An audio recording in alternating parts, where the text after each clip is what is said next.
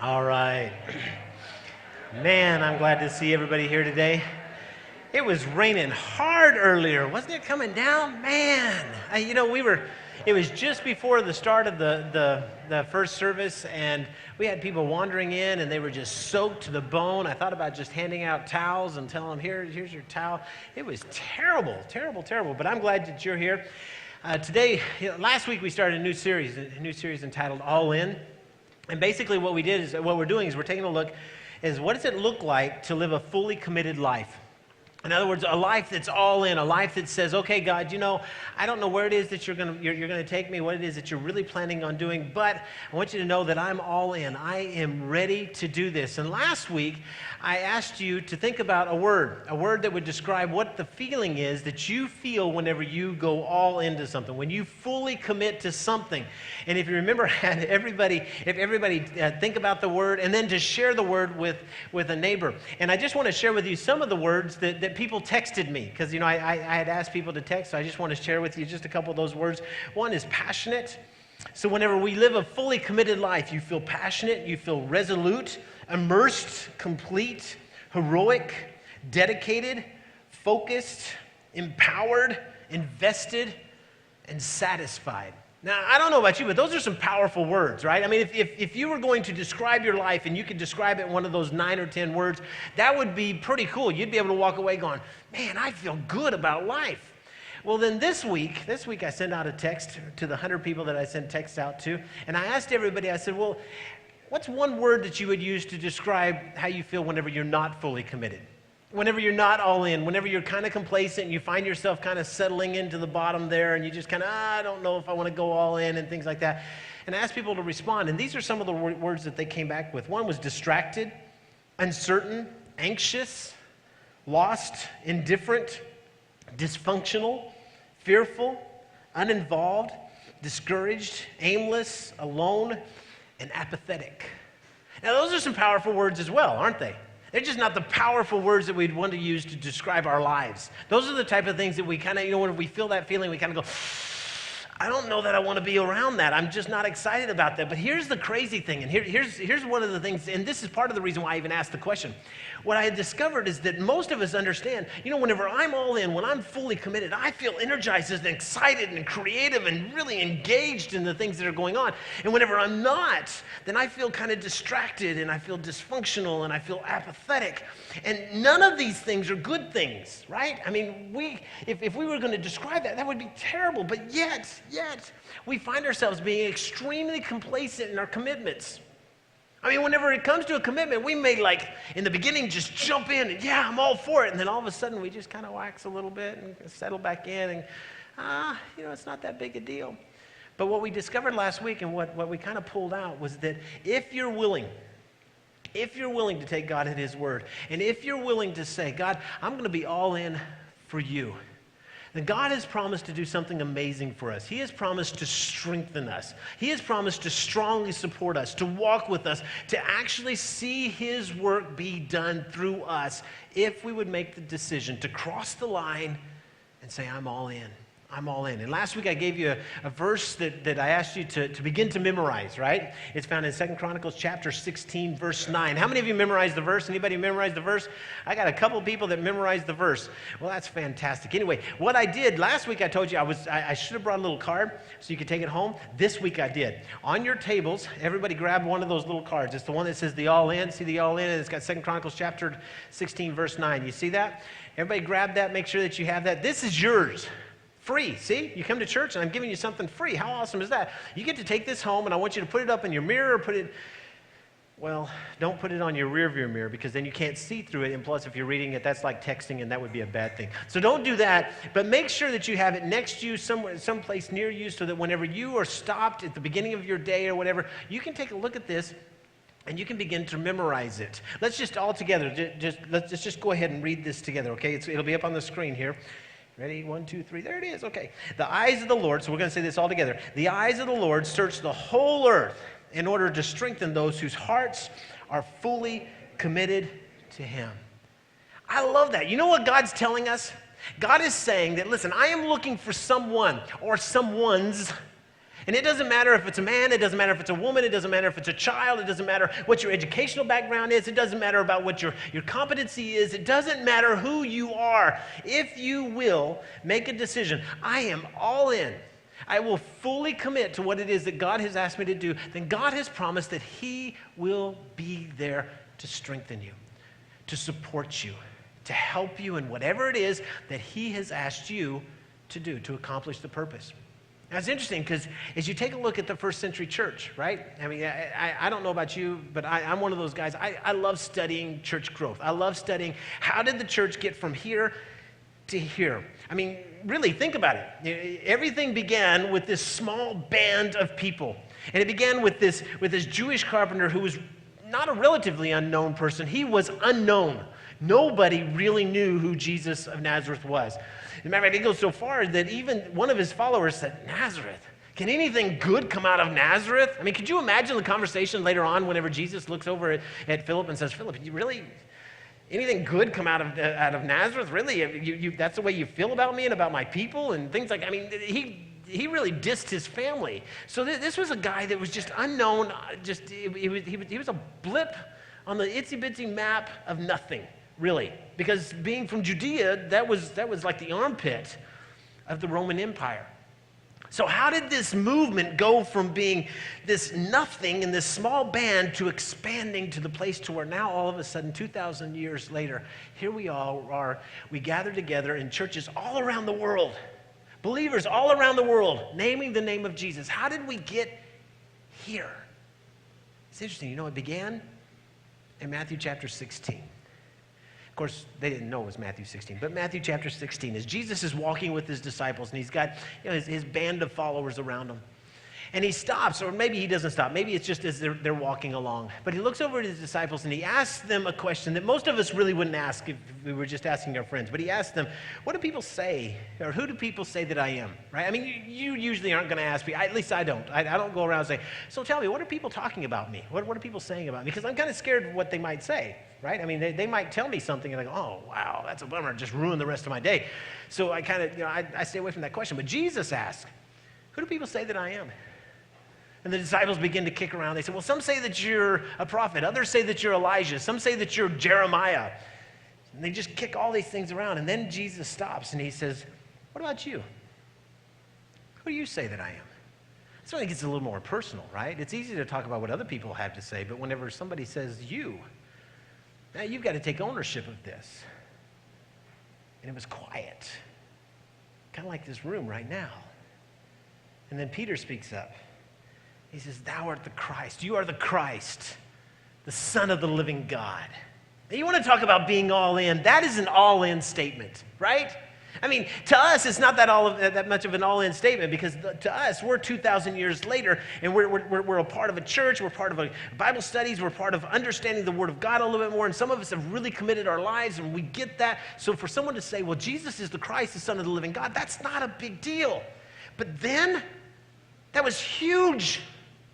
This was an all-in statement. This was one of those statements that if the wrong people were to hear, Peter would have been in big, big trouble. For him to say that you are the Messiah, you're the long-awaited Messiah, you're the one that we've been waiting for, looking for, you're him. But not only that, but you are God. You are the Lord, the Son of the living God, which meant what Peter was saying was that I am equating you with God. How amazing is that? And then I love what Jesus says. Jesus turns to Peter and he says, blessed, this is verse 17, blessed are you, Simon Bar-Jonah, because flesh and blood did not reveal this to you, but my Father who is in heaven. Which is really cool when you think about it, because literally, if you're a person that's willing to go in all in with God, God is a God that's willing to reveal some pretty amazing things to you. He's willing to walk alongside you and to help you to see and to understand things that other people wouldn't understand. So here's Peter. He decides, I'm going to go all in. And Jesus says, God's all in with you. He's there. He's walking with you. And then he goes on. He says, I also say to you, Peter, that you are Peter. And upon this rock, and it's interesting because a lot of scholars struggle with this, and usually it's denominational scholars because a lot of people build their whole entire theology based upon this one particular word, this rock. and the understanding of this. But it's really not so much that Jesus is saying it's upon you, Peter, as much as he's saying it is upon the understanding that you have just said. It's based upon the belief that you have just stepped into. It's not even so much upon the statement, because the statement, it's one thing to say something. It's one thing to wear a t-shirt. It's one thing to put something on your bumper sticker. It's one thing to claim a verse. But it's another thing to live it, right? Right? I mean, all of us have driven down the road and we see the little ichthus on the back, little fish symbol, and they cut you off and you go, yeah, right, like you're a Christian. They're flipping you off as they're driving. You're going, right, So listen, it's one thing to claim something, but it's another to actually live it. And that's what Jesus is saying. Jesus is saying, upon this belief, upon this understanding, I am going to do something amazing. So as we read it, he says, you are Peter, and upon this rock, I will build my church. Now, I know many of you have been in church long enough, and you've probably heard different people, expound upon this and upon this word and everything else. But this is such an interesting word. The word itself that's translated here, church, is the word ecclesia. And the word church is actually from a German word. It's Kirk.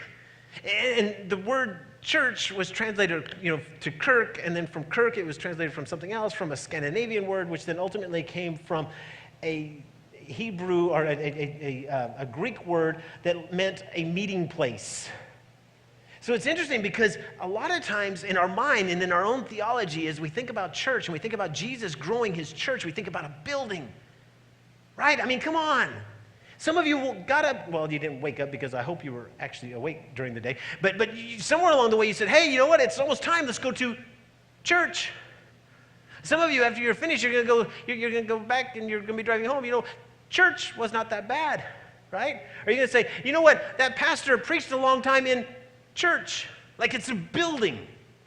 But the word itself is ecclesia, and the word actually means gathering. It has nothing to do with a building. It's interesting, in the 16th century, William Tyndale, many of you have heard of William Tyndale. Matter of fact, a book that you've ever read, maybe by Tyndale Press, they're Christian publishers. But William Tyndale, he was the first to translate the Bible into the English language from the original Hebrew and Greek. And when he sat down and he began to look through the Hebrew and Greek, because everything else was taken from the Latin Vulgate and from some other types of translations, but he went back to the beginning. And as he looked at this and he came to this particular passage, Matthew chapter 16, verse 17, and he read the word, and I will build my church. And then he took a look at the way that it had been translated for years and years and years, which had to do with a building, with a place. He said, wait a second, that's not the way it's supposed to be. So William Tyndale translated it to congregation. In his English translation, he translated it congregation, because that's what it's supposed to be. And because of that translation and several other things that he put in there that were the way it was supposed to be, he ended up getting in trouble. He was arrested, they strangled him, and then ultimately burned his body. I got to thinking, why would they do that? And a lot of it comes down to the fact that this word church, because if it's a place, if it's a building, then the people who are a part of the building, the people who own the building, who serve in the building, the priests in the building, they have control over all of the people that attend the building. And all of a sudden, when Tyndale stepped in and said, no, it has nothing to do with the building. It has everything to do with the hearts of the people, the gathering. And then Jesus says, upon this understanding, I will expand my congregation. Man, that changes things, doesn't it? I don't know if it does in your mind, but it does in mine. I will expand my congregation. And the gates of Hades, or the gates of hell, or the gates of death, depending on what your translation is. No matter how you slice it, it's any gates of bad are not going to overcome it. Basically, what Jesus is saying is that this thing, this gathering, this group of people who are all in, who are fully committed, there is nothing that can stop it. Think about that for a moment. Could you imagine being one of the disciples that are following with Jesus, and you're kind of walking along, and he says, hey, who do people say? And there's this conversation going on. But Peter says, the Christ, and he's build my church, and you're sitting there going, what? Okay, Jesus, you do know that, we're in the armpit of the Roman Empire. Nobody wants to be here. We're a group of nobodies. Nobody even knows we exist. There's like nobody here gathered around you, Jesus. And what you're saying is that this group is going to grow larger and larger and larger, and ultimately it's going to take over and expand to the world? No, see, Jesus, there's like a little problem. There's this Roman Empire. And, they're really strong and really mighty, and they're just going to they've been known to squash people. And what Jesus is saying is that, listen, nothing's going to stop it. The Roman Empire's not going to stop it. The barbarians that came afterwards, they didn't stop it. The Russians who tried to come in and rip all of Christianity out, they couldn't stop it. Hitler Germany couldn't stop it. Nothing is going to stop it. It is going to continue to move forward. And we're evidence of that, right? Here we are, 2,000 years later, all gathering together. There's no way that those disciples could imagine in their minds 2,000 years across the world, a group of people gathering in the name of Jesus and praising his name. No way. There's an interesting thing, because if you take a look, Peter, this guy that stepped in and said, I'm all in. Jesus, you're the Christ, the Son of the living God. That Peter, and later on in his life, he ends up going to Rome. And when he shows up in Rome, the reason he goes to Rome is he wants to go to visit the followers of Christ. Which just let that sink in for a moment. In Peter's lifetime, the church, the gathering, goes from being this small group of people who were unsure if anybody even knew that they were there, to where Peter was going to go visit a gathering that was meeting in the capital city of Rome, 1,500 miles away. That's amazing. Just in a short period of time. And while Peter's there, it's believed that Nero is the emperor at the time. Some people say it was Claudius, and I don't know which one it was, but no matter how you slice it, one of the emperors found out about Peter, and Peter was preaching. They got upset about the situation. They arrested Peter. And tradition says that he was crucified. He was crucified upside down. And tradition says that he told them, no, don't crucify me the way that Jesus was crucified. I don't want to be crucified the way that my Lord was crucified. I want to be crucified upside down. Now, whether or not that's true, I don't know. Because honestly, if you take a look at history, the Romans didn't care how they crucified you. It wasn't like they said, oh, wait, is that perpendicular? Or is that exactly the right way? I don't know. They didn't care. They just nailed you to something. Because death was the ultimate goal. So I don't know how that works out. But what I do know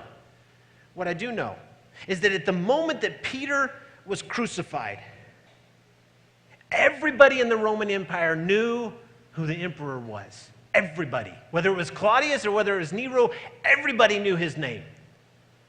But here we are 2,000 years later, and everybody knows the name of St. Peter. And very few people know anything about Nero or Claudius.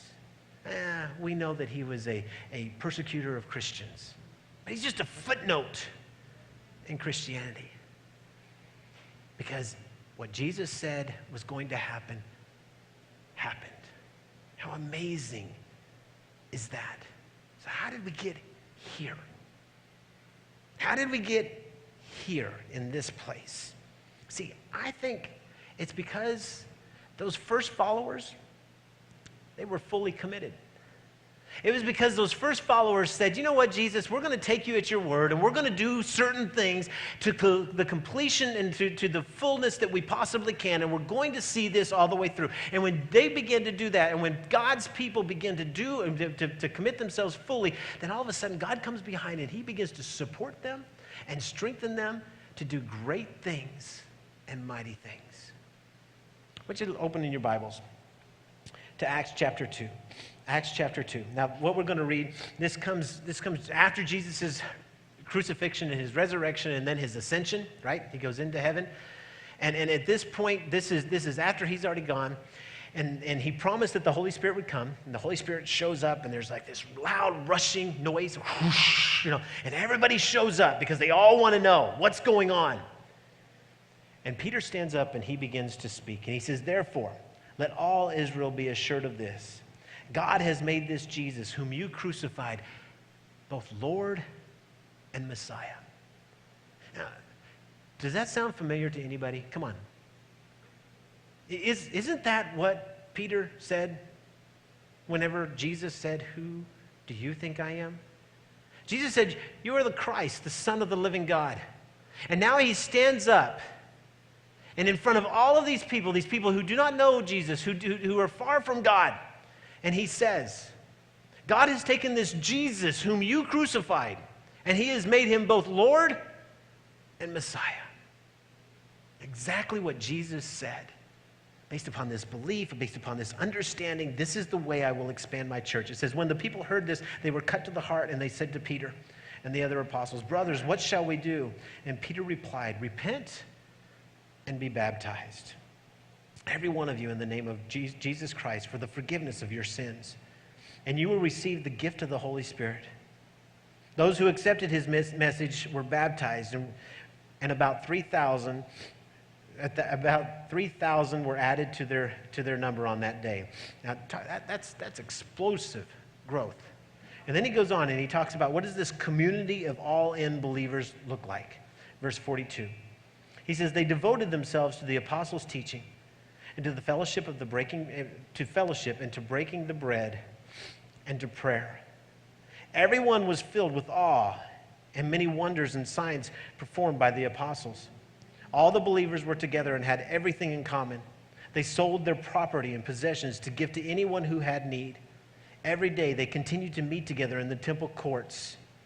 They broke bread in their homes and ate together with glad and sincere hearts, praising God and enjoying the favor of all people. And the Lord added to their number daily those who were being saved. So as you take a look at this community of all in, right? The community of fully committed. There's a few things that are found in here. As a matter of fact, there's 5 that I see, and the 5th one I'm going to talk about next week. But today I want to talk about 4 things. These are 4 signs of a fully committed group or a fully committed believer. 4 things that are pointed out here. The first thing that you see as you kind of dissect this piece of Scripture is that this group of people, they all took responsibility for their own daily spiritual growth. They took responsibility for their own daily spiritual growth. It says that they were committed to meeting together, and they devoted themselves to the apostles' teachings. You see, they took the steps necessary to put themselves in a position, to posture themselves in such a way that they themselves could grow. I'm going to be honest with you. As I'm preparing this message and as I'm going through this, I'm thinking to myself, I really haven't spent a whole lot of time talking about this. I mean, as your pastor, I haven't spent a whole lot of time talking about the fact that really it is your responsibility for your spiritual growth, for your daily spiritual growth. And I think that a lot of what happens in Western Christianity and in the church and Western world, we kind of get this thing to where if we show up on a Saturday night and we show up with our 1 hour or whatever it is, then that's enough for us. And we categorize our relationship with God into this little tiny thing, this place that we go to that we call church, and we neglect to see that it actually is something that expands throughout the whole week. And that throughout the whole week, they postured themselves, they put themselves in places to where they could learn more about their Savior. Now listen, I understand, I know. You know, you meet somebody, and I meet somebody, and we tell them about Jesus. They know nothing about Jesus. They commit their lives to Jesus. They become a new believer. And when you become a new believer, that's like being a baby, a newborn, right? I mean, Jesus even said that. In John chapter 3, when he was talking to Nicodemus, he says, you must be born again. You must start all over. You got to go back to the beginning, back to the basics. And whenever you go back to the beginning and back to the basics, I understand there's a need for somebody to walk alongside you and to make sure that you're learning the things that you're learning and that you're grabbing hold of things the right way, because there's so many ways that you can get off track, and I get all of that. But somewhere along the way, you begin to develop the tools, and then you begin to feed yourself spiritually every day. See, I can remember when my kids, they were just little babies, right? I have 5 kids, and they had all 5 of them. You put them all together each time that we had a kid. Well, at least I had a kid. I didn't have the kid. But anyway, you put the kid into the high chair. And when they're really tiny, we had one of those it was a car seat that did everything. Did you ever have, I don't know if anybody ever had, we had a car seat that was like a stroller. You popped it in, it was a stroller, and then you took it out, and then it was a high chair, and you popped it in, and all that stuff. It was really cool. Anyway, so you just take this little car seat thing, and boom, you never had to get the kid out of it. It was like, wow, this is great. So you pop them in there, and then you take the food, right, and you start to feed them, and it's so fun feeding little babies, right? Because they just kind of look at you, and they're kind of, yeah, whatever, and they blow bubbles, right? And then they spit it back at you, and you get food all over you, and you get food all over them, right? I looked everywhere for a picture of Josh with food everywhere all over him, but I couldn't find one. I'll find one someday, and I'll show it. But anyway, could you imagine, though? I mean, that's pretty cute, and that's pretty cool. That's pretty awesome. But could you imagine Josh today, at almost 19 years old, climbing into his high chair saying, God, Dad, feed me, feed me, feed me. Dad, give me, give me, give me. Dad, make me happy, make me happy, make me happy. And it just seems so odd that you would put this 19-year-old boy into that, right? But here's the reality. When it comes to the church today, you see, a lot of us, we're just like that. We've taken the high chair and we've made it an I chair. We've made it all about us. We've made it to where, listen, I'm going to show up at church and I want you to feed me. I want you to give me all the things that I need so that I can go throughout the whole week. And as you take a look at this first beginning group of people, these that were fully committed to God, they were fully committed to the point of understanding that it is up to me to take responsibility for my daily spiritual growth. Do me a favor. Just turn to your neighbor and say, hey, take responsibility for your daily spiritual growth. Would you do that? Just do it. Come on.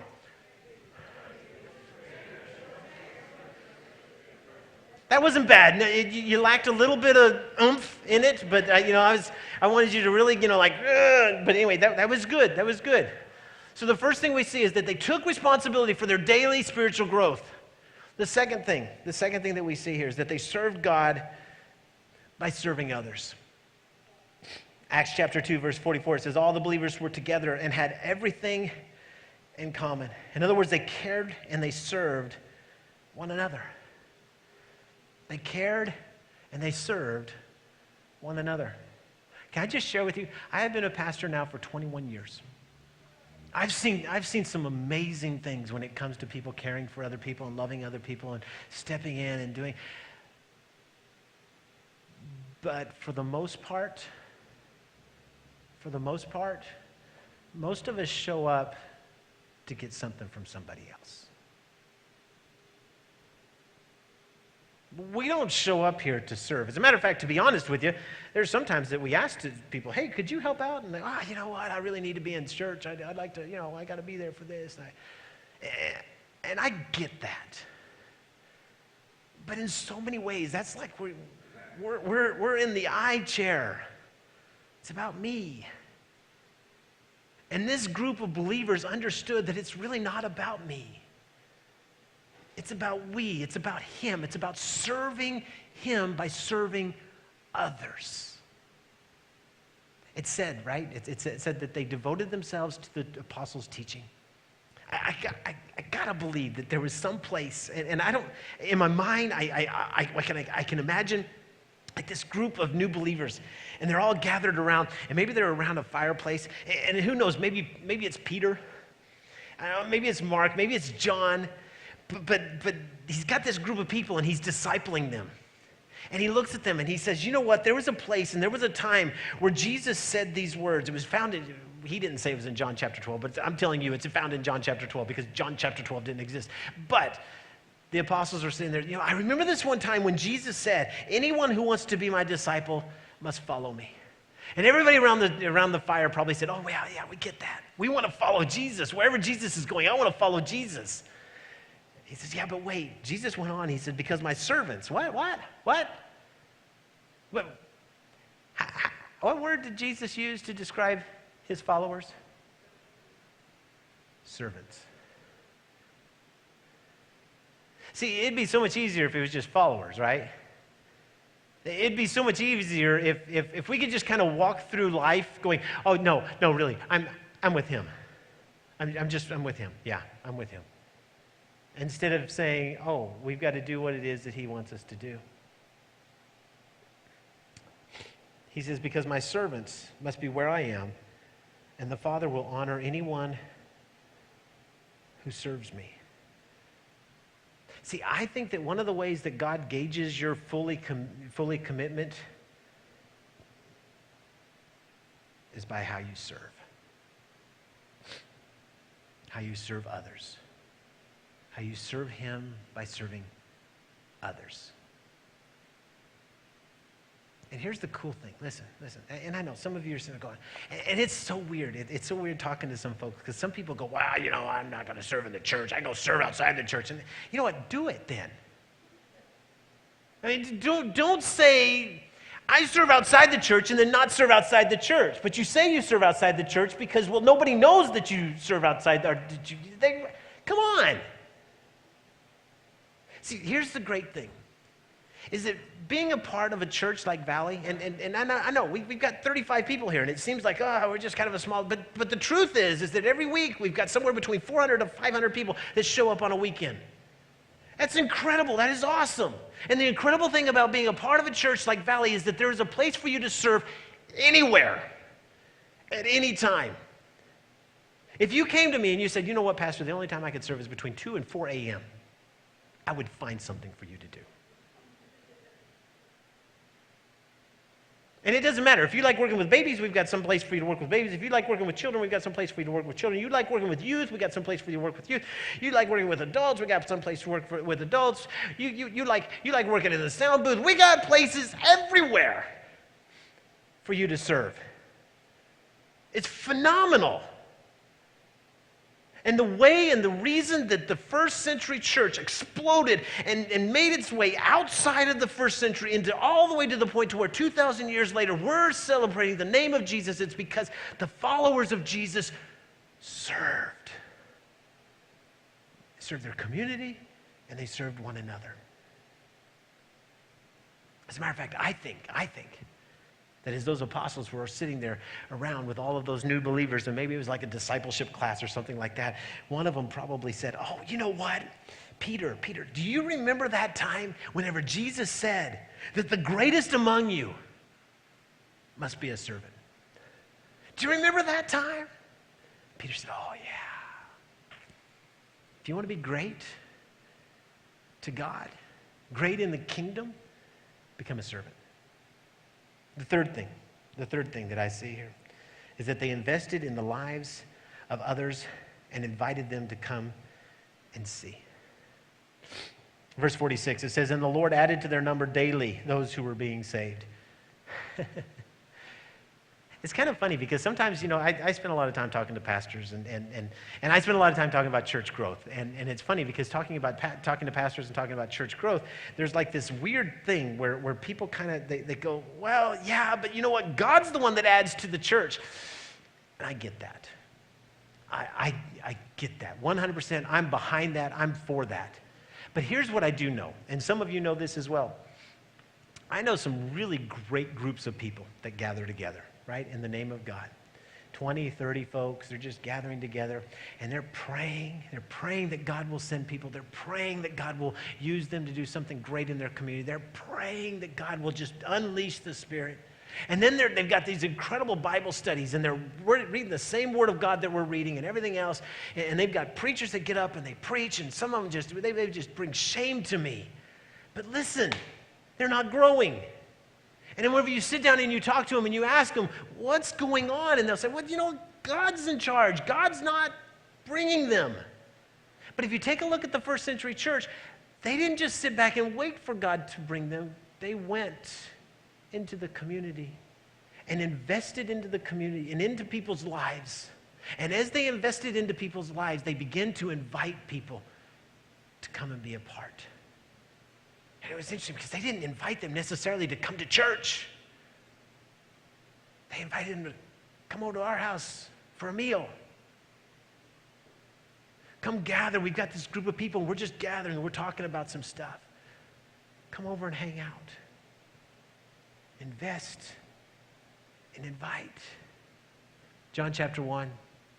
John the Baptist is sitting there and he's with a couple of his disciples and Jesus walks by and John looks up. This is in my mind. He looks up and he points a finger and he says, "Behold, the Lamb of God." And his disciples, John's disciples, say, "Whoa, what, huh?" And they stand up and they begin to follow Jesus. The scripture says that they follow him from afar, from a distance. And Jesus senses that they're following. He turns around and he looks at him and he says, "Hey, what's going on? You guys need something?" Okay, that's Lance's translation. I don't know. That's not exactly the way it goes. And they said, "Well, we were kind of wondering. We'd like to know more about you." You know what he says? "Come and see. Come and see." See, I think we as Christians today, I think we're scared to death. I'm just going to be honest. I think we're frightened. We're frightened to involve ourselves in anybody else's lives. We're frightened to really invest in somebody's life. So what we do is we carry around our big Bibles, right? We go to work and we lay our big Bible on our desk and we wait for somebody to come in and challenge us.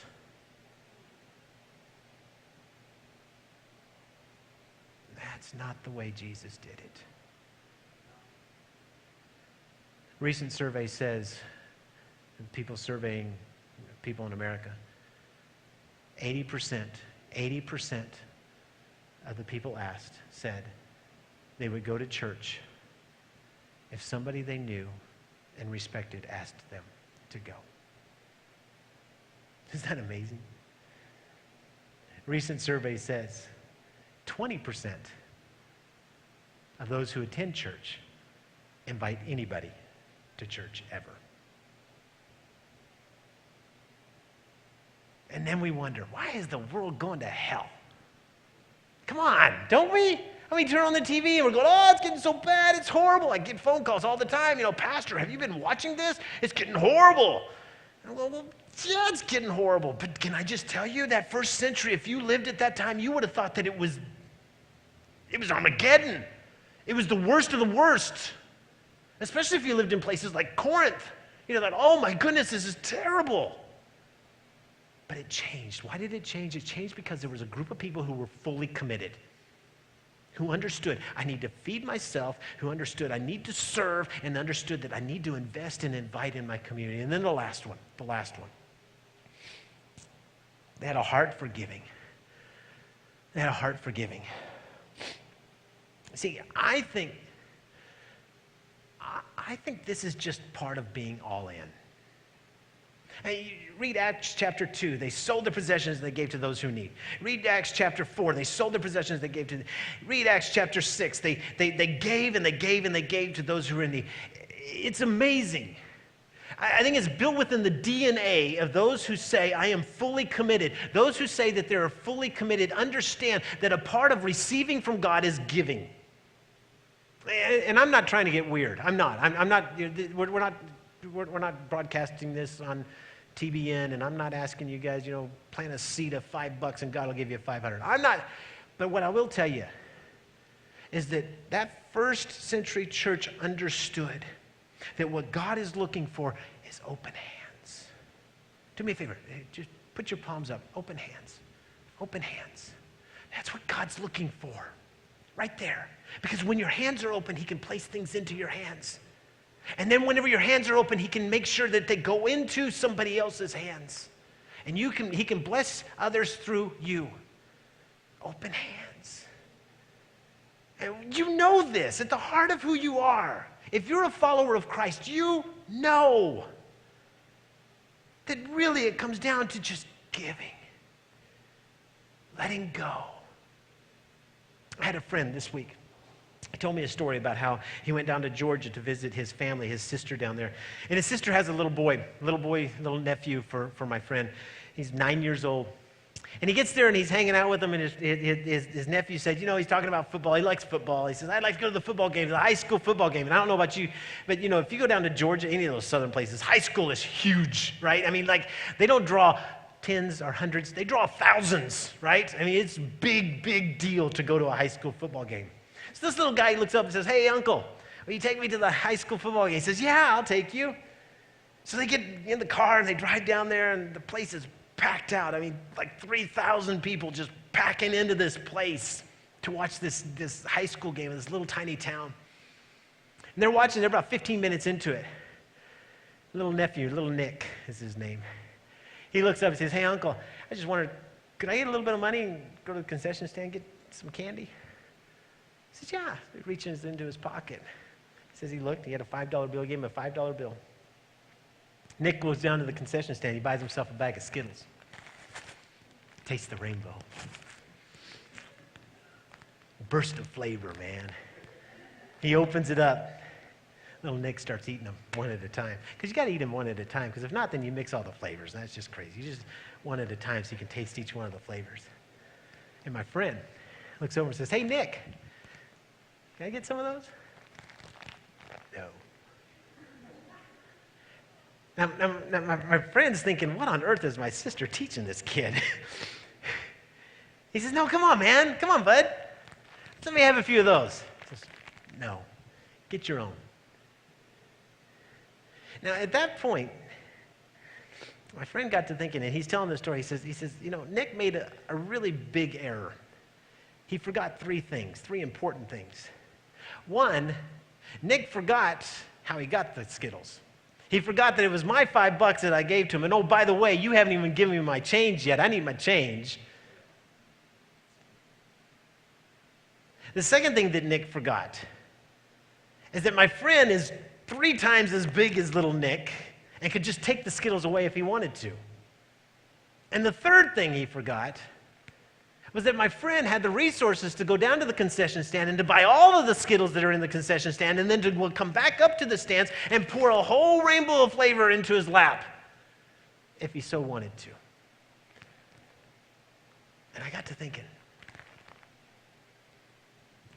that's the way I treat God sometimes. Hey, God, can I get some Skittles? Yeah. Hey, Lance, could I have some of those Skittles? I want to bless somebody else with those Skittles. No. Come on, man, let me have those Skittles. No. Get your own Skittles. And I forget 3 important things. I forget that I could never have those Skittles if it weren't for him. Right? I mean, he gave me the breath, he gave me the ability, he gave me the skill, he gave me everything that he gave me in order for me to be able to make the money that I make. I mean, he gave me the job that he gave me. He gave me unbelievable ability to be able to do what I do so I can have Skittles. I forget that God's bigger than I am and he can just rip it all out of my hands. Right? I mean, some of you maybe have been there, or maybe you know people. They've hit rock bottom. God said, "That's it, I'm done."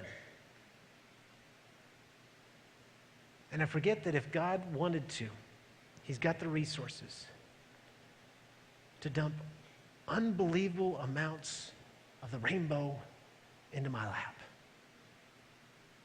if I would just trust him. And here's the thing. Listen, I know. Some of you got big bags of Skittles, and some of you just got snack-sized bags of Skittles. I get it. But the principle's the same. It all comes from him. And if we will make a decision to give what is rightly his, he'll bless you. And I know, some of you are sitting there going, "Oh man, this is what I hate about church." Show up at church and they start talking about money. Listen, God's not interested in your money, he's interested in your heart. Do you understand that? He's not interested in your money. He's got all the money that he needs. But what he does know, and listen to what he says, this is incredible. What he does know is that where your treasure is, there your heart will be. Where your treasure is, there your heart will be. So God says, listen, if your focus is on your money, and most of us in the room, that's where our focus is. We worry more about money than we worry about anything else. If your focus is on money, then God shows up and says, listen, give me your heart by giving me a little bit of that so that we can bless somebody else. And I will give you Listen to what he says in Malachi, and then we're going to close this up.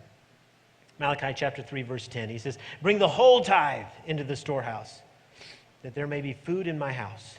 Test me in this, says the Lord Almighty, and see if I will not throw open the floodgates of heaven and pour out so much blessing that there will not be room enough for you to store it." Wow.